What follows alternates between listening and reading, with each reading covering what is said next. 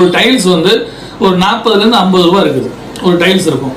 இவங்க வந்து இவரோட ஃப்ரெண்ட் ஒரு வீட்டில் பார்த்தீங்கன்னா 100 ரூபாய்க்கு போட்டிருப்பாங்க. அந்த டைல்ஸ் நம்ம வீட்டுக்கு போகணும்னு ஆசைப்படும் போது இந்த கான்ட்ராக்டர் சொன்னால் அவரால் கொடுக்க முடியாது. ஸோ இந்த மாதிரி வந்து ஒவ்வொரு ப்ராடக்ட்லேயும் வந்து கஸ்டமரோட எதிர்பார்ப்பு ஜாஸ்தி இருக்கிறதுனால தான் நமக்கு வந்து பிரச்சனை வருது. சம்டைம்ஸ் வந்து கான்ட்ராக்டர் இஷ்யூ இருக்குது. நம்ம அதையும் இல்லைன்னு சொல்ல முடியாது. அதுக்காக வந்து நான் இந்த தொழில் இருக்கிறேன் எல்லா கான்ட்ராக்டரும் வந்து பர்ஃபெக்டான அப்படின்னு சொல்ல முடியாது. இவங்க சைடில் எதுவுமே குவாலிட்டி வந்து இஷ்யூஸ் வந்து சில கம்பி கம்மியாக போடுறது, சிமெண்ட் கம்மியாக போடுறது, ஃபவுண்டேஷனோட டெப்த்து கம்மியாக கொடுக்குது, இந்த மாதிரி பிரச்சனைகள் இருக்க தான் செய்யுது. இதில் என்னன்னா கடைசியாக வந்து ப்ராப்ளம் வரும்போது 2 பேருமே வந்து ஒன்று கிளைண்ட் ஸ்ட்ராங்கான அளவோ இல்லை இன்ஜினியர் ஸ்ட்ராங்கான அளவோ இருந்தாங்கன்னா ஒன்று அது லீகல் இஷ்யூவாக மாறுது.